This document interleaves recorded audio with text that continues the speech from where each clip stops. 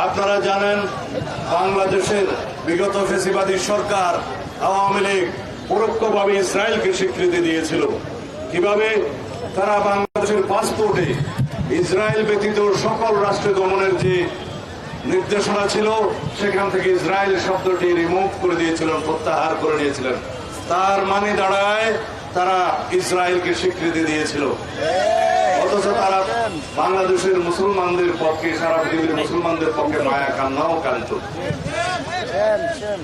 বাংলাদেশের বিরোধী রাজনৈতিক কর্মী এবং যারা ফ্যাসিবাদের বিরুদ্ধে আন্দোলন করেছে সকল গণতান্ত্রিক শক্তি, সামাজিক শক্তি সহ দেশের আপামর জনসাধারণের বিরুদ্ধে আড়ি পাতা যন্ত্রের মাধ্যমে যেই নির্যাতনের তারা সূচনা করেছিলেন, সেই আড়ি পাতা যন্ত্র পেগাসাস স্পাইওয়ার সেই ইসরায়েল থেকে তারা খরিদ করেছিল এই হাসিনা সরকার।